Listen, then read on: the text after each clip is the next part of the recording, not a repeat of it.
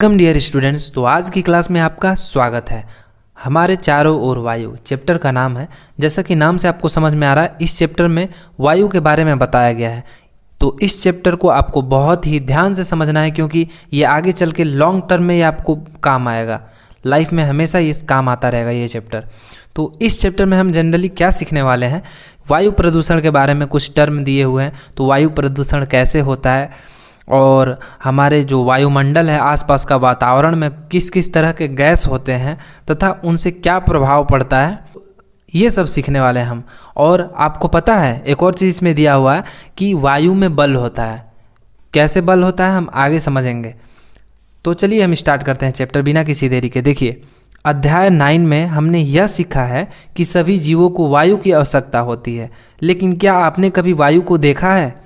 आपने कभी नहीं देखा होगा, लेकिन निश्चय ही वायु की उपस्थिति कई तरीके से अनुभव किया होगा आपने। तो जनरली ये बोला है कि आपने तो कभी वायु देखा नहीं है, सिर्फ आपने क्या किया है, महसूस किया है। कैसे कैसे महसूस किया है? तो कभी पत्तों को हिलते हुए, या फिर जब पंखा चलता है रूम में तो आपके जो पढ़ने वाले सब्जेक्ट के जो पेज होते हैं वो कभी उड़ते हुए इधर उधर, तो आपने जनरली उसे महसूस किया होगा। उसके फोर्स को, जो वो बल आप पे दबाव डालता है, उस चीज़ को आपने महसूस किया है, लेकिन कभी देखा नहीं होगा। तो वही चीज़ बोल रहा है यहाँ पे। देखिए, इसे आप तब अनुभव करते हैं जब पेड़ की पत्तियाँ खड़खड़ाती हैं, या कपड़े सुखाने वाले तार पर लटके कपड़े धीरे धीरे हिलते हैं, पंखे के चालू होने पर खुली पुस्तक के पृष्ठ आवाज़ करने लगते हैं। वायु के बहने के कारण ही आपकी पतंग का उड़ना संभव होता है। क्या आपको अध्याय 5 का क्रियाकलाप 3 याद है, जिसमें आपने रेत और बुरादे का निष्पावन द्वारा अलग किया था? निष्पावन की प्रक्रिया बहती वायु में अधिक प्रभावी होता है। आपने ध्यान दिया होगा कि तूफानों के समय वायु बहुत तेज गति से चलता है। कभी कभी तो यह पेड़ों को भी उखाड़ देती है तथा छतों के ऊपरी हिस्सों को भी उड़ा कर ले जाती है। तो देखिए, इसमें ये बता रहा है कि आपने कभी कभी देखा होगा कि वायु जब बहुत तेज़ी से जब तूफान आने लगता है तो उसमें इतना ताकत होता है कि वो पेड़ को भी उखाड़ लेता है, कभी कभी छतों के जो ऊपरी हिस्से होते हैं वो भी उड़ा ले जाता है। तो ये बता रहा है आप। अब देखिए, क्या आप फिरकी से खेले हैं? देखिए, इस तरह का फिरकी होता है, इस तरह का जनरली फिरकी होती है। ये कई तरह का होता है। समझ में आ रहा है आपको? पिक्चर से आपको समझ में आ रहा होगा, ये कई तरीके से होते हैं। देखिए, यहाँ पे बनाने का तरीका दिया हुआ है इसमें। आइए, चित्र 15.2 में दिए गए निर्देशों के अनुसार हम अपनी एक फिरकी बनाते हैं। फिरकी की डंडी को पकड़िए और उसे एक खुले क्षेत्र में भिन्न भिन्न दिशाओं में रखिए। इसे थोड़ा आगे पीछे कीजिए। देखिए क्या होता है। क्या फिरकी घूमती है? फिरकी को कौन घुमाता है? क्या इसे वायु नहीं घुमा रही है? एक पेज लिया है, पेज को ऐसे फोल्ड करा है, फोल्ड के बाद ऐसे फोल्ड करके हल्का सा कट किया है, उसके बाद उसके बीच में एक डंडा से ये लगा दिया हुआ। तो इस फिरकी को आप जनरली जब चारों दिशाओं में घुमाएंगे तो किसी न किसी तरह से हवा उसको जब फोर्स करेगा तो वो घूमने लगता है। यही चीज़ बताया गया यहाँ पे। क्या आपने वात सूचक को घूमते हुए देखा है? अब आप सोच रहे होंगे कि वात सूचक क्या है। देखिए, वात सूचक इस टाइप का एक यंत्र टाइप का होता है, जो कि जिधर से वायु बहेगा, जिधर से हवा बहेगा, उस दिशा में इसका तीर होता है, वो मुड़ जाता है। यहाँ पे लिखा है या उस दिशा में रुक जाता है जिसमें कि उस स्थान पर वायु चल रही होती है। समझ में आया आपको? तो इसे आपको नोट डाउन कर लेना है कॉपी में। चलिए आगे बढ़ते हैं। क्या वायु हमारे चारों ओर हर जगह उपस्थित होता है? बताइए।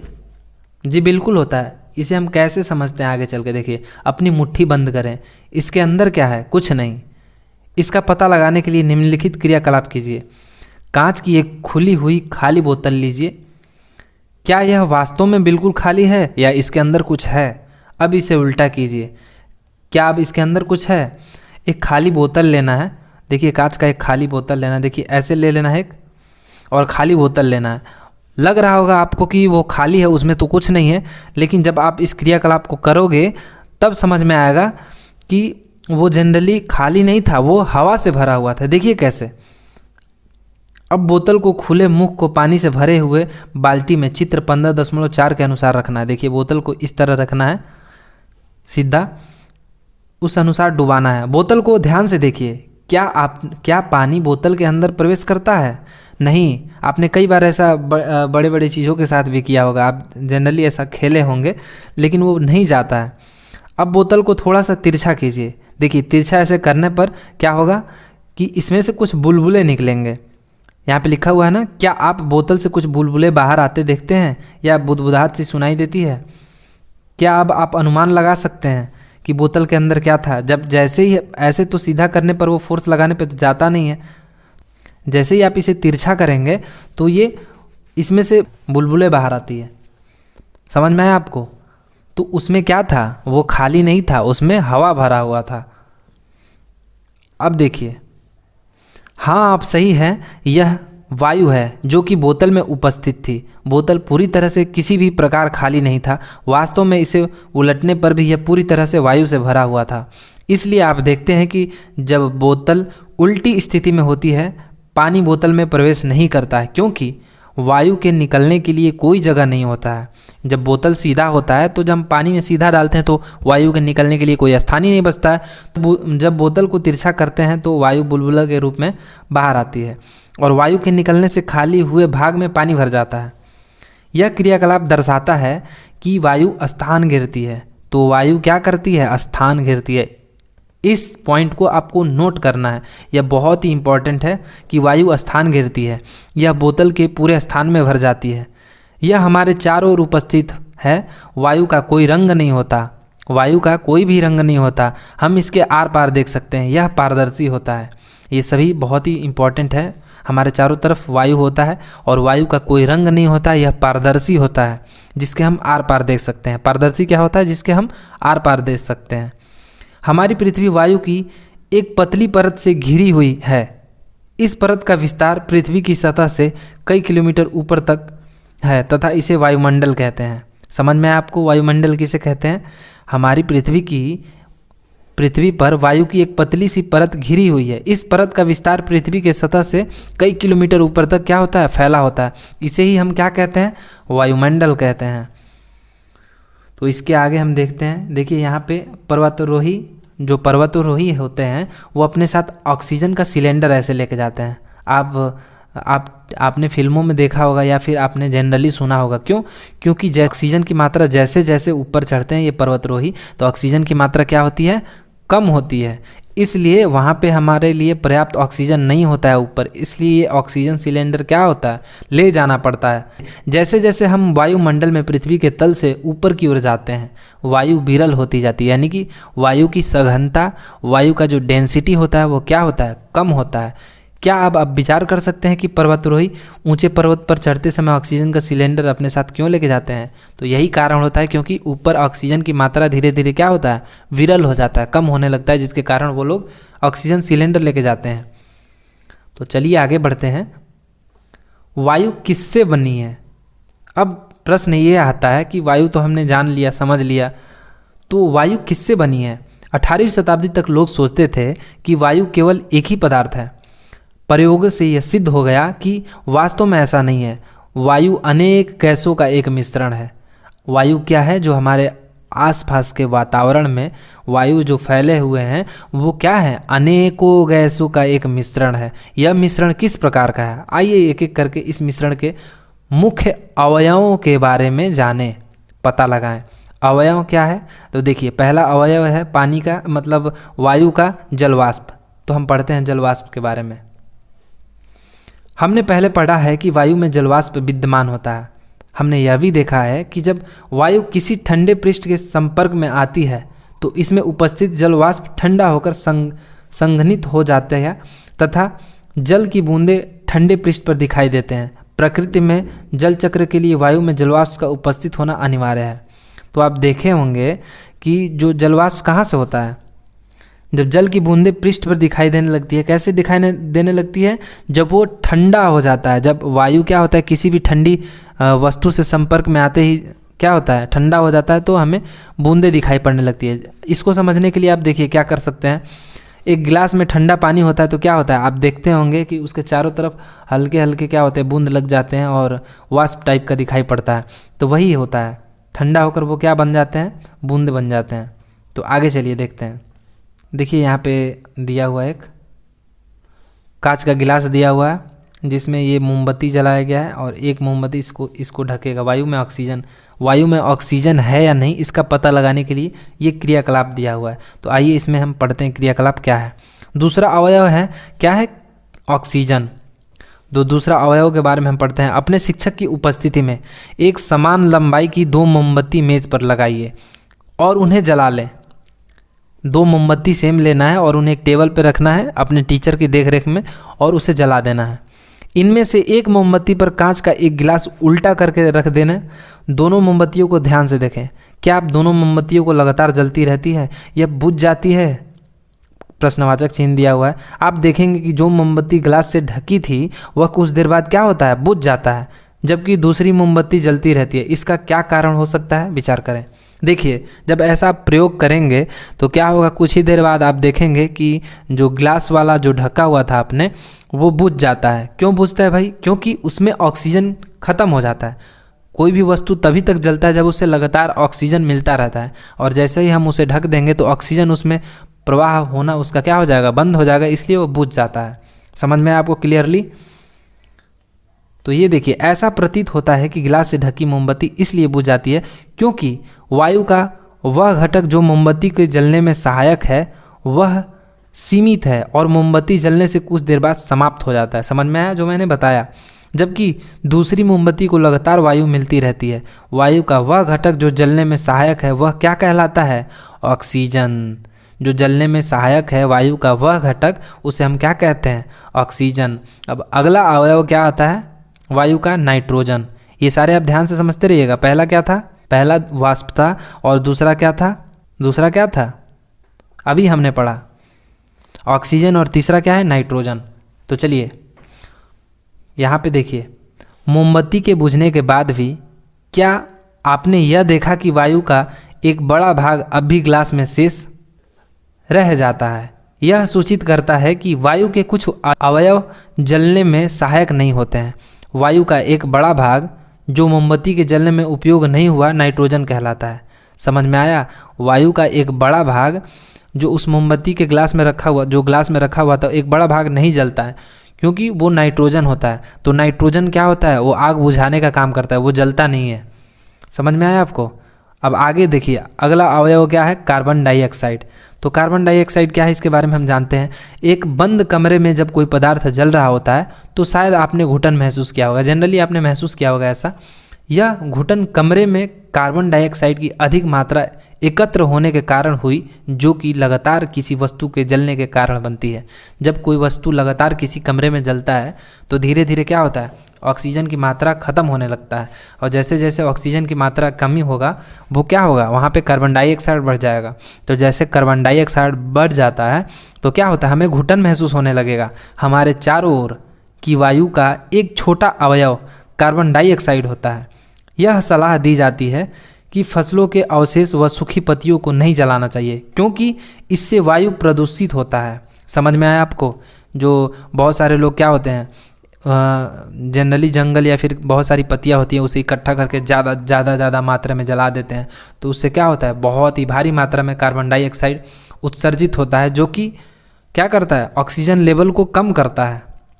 तो चलिए आगे चलते हैं हम चैप्टर में। धूल तथा धुआं। अब अगला वायु का अवयव है धूल तथा धुआं। ईंधन तथा पदार्थों के जलने से धुआं भी उत्पन्न होता है। आपने देखा होगा, ईंधन और पदार्थ जलाए जाते हैं तो धुआं निकलते हैं। धुएं में कुछ गैस एवं सूक्ष्म धूल कण होते हैं जो प्रायः हानिकारक होते हैं। इस कारण आप कारखानों में लंबी चिमनियां देखते हैं। ये चिमनियां हानिकारक धुएं तथा गैस को हमारी नाक से तो दूर ले जाती है, लेकिन आकाश में उड़ते हुए पक्षियों के बिल्कुल नज़दीक ले जाती है। वायु में धूल के कण सदैव उपस्थित रहते हैं। अब देखिए, जब हम देखते होंगे आप कहीं भी रास्ते में या फिर कहीं भी आपने चिमनी देखा होगा, बड़े बड़े कारखाने देखे होंगे, तो उनके जो चिमनी होते हैं, जो धुआं फेंकते हैं, वो बहुत ही ऊंचे ऊंचे होते हैं। क्यों? क्योंकि वो हमारे नाक से बहुत दूर होते हैं। वो ऊपर जाएंगे तो जो वो हानिकारक गैस जो फैलाते हैं वो ऊपर चला जाता है, हमारे नीचे ना आए, हमें नुकसान ना पहुंचाए, इसलिए ऊपर रखा जाता है उनका मुंह, क्योंकि वो हमें नुकसान पहुंचा सकते हैं। आप यहाँ पे देखेंगे कि वायु में धूल और कण सदैव मौजूद होता है, लेकिन वो चिड़ियों को भी नुकसान पहुँचाते हैं। जो ऊपर उड़ते रहते हैं चिड़िया, तो उनको नुकसान पहुँचा सकते हैं। अब आगे देखिए, अपने विद्यालय घर में धूप वाला एक कमरा खोजिए, सारे दरवाजे तथा खिड़कियां बंद कर दें तथा पर्दे डालकर कमरे में पूरा अंधेरा कर देना है। देखिए क्या करना है कि आपको चारों बगल से अपने घर के दरवाजे या फिर विद्यालय में अगर दरवाजे हैं तो वो बंद कर देना है चारों तरफ से। जिस दिशा में सूर्य का प्रकाश आ रहा है उस ओर से दरवाजे या खिड़की को बिल्कुल थोड़ा सा खोलें, जिससे सूर्य का प्रकाश एक पतली सी झिर्री के द्वारा कमरे के अंदर आ सके। अंदर आती हुई सूर्य की किरणों को सावधानीपूर्वक देखिए। देखिए कैसे देखना है, चारों बगल से दरवाज़ा बंद कर देना है और ऐसे देखेंगे आप कि कहीं से यदि धूप आ रहा है, सूर्य की रोशनी आ रही है, तो कमरे में आप क्या देखेंगे, उस सूर्य की रोशनी में बहुत ही छोटे छोटे कण दिखाई पड़ेंगे आपको, जो कि इधर उधर मूव ऑन करते रहते हैं, घूमते रहते हैं लगातार, वो पार्टिकल्स ऐसे घूमते रहते हैं। आप ऐसा देखेंगे। यदि आपने नहीं देखा है तो ऐसा ज़रूर देख लीजिएगा। वायु में धूल के कण की उपस्थिति का सूर्य के प्रकाश में अवलोकन, ये चीज़ यहाँ पे बता रहा है। क्या आप यह देखते हैं कि सूर्य की किरणों में कुछ छोटे छोटे चमकीले कण तेजी से घूम रहे हैं, जो मैंने अभी बताया कि वायु में क्या होते हैं, छोटे छोटे कण क्या होते हैं, घूम रहे होते हैं। अत्यधिक सर्दियों में आपने पेड़ की पत्तियों से छन कर आते हुए सूर्य की प्रकाश किरण पुंज को देखा होगा, जिसमें धूल कण नृत्य करते प्रतीत होते हैं। यह दर्शाता है कि वायु में धूल के कण भी उपस्थित होते हैं। वायु में धूल के कण समय तथा स्थान के साथ बदलते रहते हैं। समझ में आया आपको कि वायु में जो धूल के कण होते हैं वो समय तथा स्थान के साथ क्या होते हैं, बदलते रहते हैं। जब हम नाक से सांस लेते हैं तो हम वायु अंदर लेते हैं। धूल के कणों को श्वसन तंत्र जाने से रोकने के लिए क्या होता है, श्वसन तंत्र क्या होता है, हमारे फेफड़े, जिससे हम सांस लेते हैं। तो जब हम नाक से सांस लेते हैं तो वायु अंदर लेते हैं। धूल के कणों को श्वसन तंत्र में जाने से रोकने के लिए हमारी नाक में छोटे छोटे बाल होते हैं। आप देख लेना चेक करके, सभी के नाक में क्या होता है, छोटे छोटे बाल होते हैं, जो कि उस छोटे छोटे धूल के कणों को रोकते हैं, तथा श्लेष्मा उपस्थित होते हैं जो कि उन धूल के कणों को रोक देते हैं। क्या आप उस पल को याद कर सकते हैं जब आपके अभिभावक ने आपके मुंह से सांस लेने के कारण डांटा हो? अगर आप मुंह से सांस लेंगे तो क्या हो जाएगा? देखिए यहाँ पे देखिए, बूझो आपसे यह पूछ रहा है कि चित्र 15.8 में पुलिसकर्मी ने मुखौटा क्यों पहना है। वो पुलिसकर्मी क्या करते हैं, मास्क पहने होते हैं। क्यों मास्क पहने होते हैं? क्योंकि लगातार गाड़ी के वाहनों के चलने से वहाँ पे धूल के कण और जो वायु प्रदूषण होता है वो लगातार फैलता रहता है। इस कारण वो लोग लगा के रखते हैं ताकि उनको कोई भी फेफड़े में नुकसान ना पहुँचे। समझ में आया आपको? इसका उत्तर ये था। तो आगे चलिए, ये देखिए, यही वो कह रहा था। यहाँ पे देखेंगे कि वो एक मास्क लगाया रहता है, क्योंकि देखिए यहाँ पे चारों बगल कार्बन डाइऑक्साइड, बहुत सारे गैस, धूल कण आपस में यहाँ पे चारों तरफ क्या होते हैं, उड़ते रहते हैं। तो ये इन्हें नुकसान ना पहुँचाए मुंह में जाने के बाद या फिर नाक से जाने के बाद, इसलिए वो क्या होते हैं, मास्क पहने होते हैं, मुखौटा लगाए होते हैं। समझ में आया आपको? हानिकारक धूल के कण आपके शरीर में प्रवेश कर जाएंगे। इससे हम यह निष्कर्ष निकालते हैं कि वायु में कुछ गैसें, जल वाष्प तथा धूल के कण विद्यमान होते हैं। वायु में मुख्यतः नाइट्रोजन, ऑक्सीजन, थोड़ी मात्रा में कार्बन डाइऑक्साइड तथा इससे भी कम मात्रा में अन्य गैसों का मिश्रण होता है। तथापि वायु की संरचना में स्थानीय भिन्नता हो सकती है। हम देखते हैं कि वायु में नाइट्रोजन तथा ऑक्सीजन की मात्रा क्या होता है, अधिक होता है। वायु में जो वायु होता है हमारा, उसमें नाइट्रोजन और ऑक्सीजन की मात्रा क्या होती है, अधिक होती है। देखिए, अब देखिए, ये जो गोला आप देख रहे हैं ये क्या है, वायु है। देख रहे हैं आप, वायु है। इसमें ये लगभग देखिए यहाँ पे लिखा हुआ अधिक होती है। वास्तव में ये दोनों गैस मिलाकर वायु का 99% भाग बनाती हैं। यदि ऑक्सीजन को और नाइट्रोजन को मिला दिया जाए तो आप देखेंगे क्या कि ये लगभग 99% यानी कि 99% भाग क्या होती हैं, यही लोग, दोनों लोग मिलके पूरे वायु का घेर लेते हैं। शेष 1% में कार्बन डाइऑक्साइड, कुछ अन्य गैसें एवं जलवाष्प होते हैं। समझ में आया आपको? तो ये याद रखना है आपको कि पूरे हमारे वायु में लगभग 99% केवल क्या है, नाइट्रोजन और ऑक्सीजन मिलाकर है, और 1% कार्बन डाइऑक्साइड और कुछ अन्य हिस्से हैं। समझ में आया आपको? पानी तथा मिट्टी में रहने वाले जीवों और पौधों को ऑक्सीजन कैसे मिलता है? अब सोचिए, जो मिट्टी में रहते हैं नीचे, खोद के जो बहुत ही छोटे छोटे होल में रहते हैं जीव, उन्हें कैसे ऑक्सीजन मिलता होगा, और जो पानी में रहते हैं उन्हें कैसे ऑक्सीजन मिलता है। तो इस बारे में यहाँ पे दिया हुआ है। किसी धातु या कांच के बर्तन में थोड़ा पानी लीजिए, इसको धीरे धीरे गर्म करिए। पानी के उबलने से पहले सावधानीपूर्वक पात्र को अंदर की सतह को देखिए। क्या होता है, वो बहुत ही छोटे छोटे यहाँ पे ऑक्सीजन के बुलबुले निकलने लगते हैं। जल में वायु विद्यमान होती है, इससे ये साबित होता है। समझ में आया आपको? अब देखिए यहाँ पे लिखी है, पहेली जानना चाहती है कि क्या ये छोटे छोटे वायु के बुलबुले तभी दिखाई देंगे यदि हम वायुरोधी बोतल में रखे ठंडे किए हुए उबले हुए पानी को पुनः गर्म करके इस क्रियाकलाप को करते हैं। अगर आप इसका उत्तर नहीं जानते हैं तो ऐसा कीजिए और देखिए। तो ये क्रियाकलाप आपको करके देखना है, इसे आप ध्यान से पढ़ के करके देखना है। समझ में आया आपको? ये बुलबुले पानी में घुली हुई वायु के कारण बनते हैं। समझ में आया? जो ये बर्तन दिया हुआ था जिसमें हम उबाल रहे थे पानी, उसमें क्या होता है, पानी जो बुलबुले निकलते हैं उसमें क्या होता है, घुली हुई वायु बनता है। जो वायु घुला हुआ होता है उसमें जब आप पानी गर्म करते हैं तो घुली हुई वायु बुलबुलों के रूप में बाहर आती है। आप पानी को यदि और गर्म करते हैं तो पानी वाष्प में परिवर्तित हो जाता है और अंततः उबलने लगता है।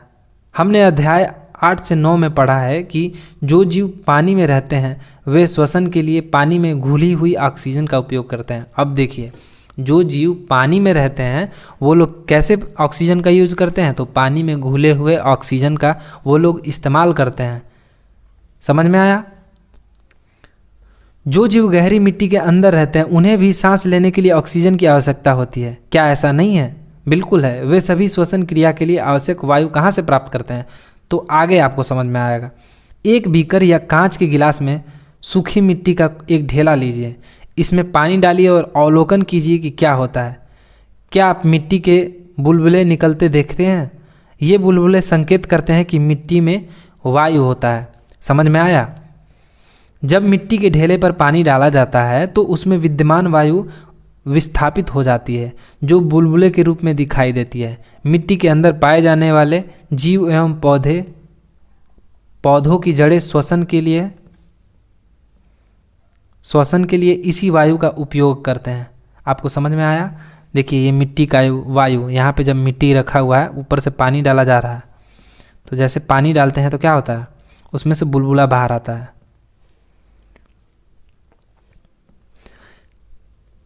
इसी वायु का उपयोग करते हैं। मिट्टी के जीव गहरी मिट्टी में बहुत सी मात तथा छिद्र बना लेते हैं। इन छिद्रों के द्वारा वायु को अंदर व बाहर जाने के लिए जगह उपलब्ध हो जाता है।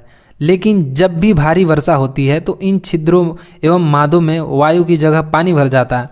इस स्थिति में जमीन के अंदर रहने वाले जीवों को सांस लेने के लिए जमीन पर आना पड़ता है। क्या यही कारण है कि केंचुए केवल भारी वर्षा के समय जमीन से बाहर आते हैं? आप बारिश में देखते होंगे कि बहुत सारे कीट और बहुत सारे जीव क्या होते हैं, वो बाहर आते हैं। इसी तरह केंचुए भी क्या होते हैं, बारिश के दिनों में बहुत ढेर सारे बाहर आने लगते हैं। क्यों? क्योंकि सारे के सारे जो छिद्र होते हैं वो भर जाते हैं और वहाँ पे ऑक्सीजन कमी हो जाती है, इसलिए वो लोग बाहर आ जाते हैं सतह पे। क्या आपने कभी यह सोचा है कि सारे जीवों के द्वारा ऑक्सीजन का उपयोग करने के बावजूद वायुमंडल की ऑक्सीजन समाप्त क्यों नहीं होती? वायुमंडल में ऑक्सीजन को प्रतिस्थापित कौन करता है?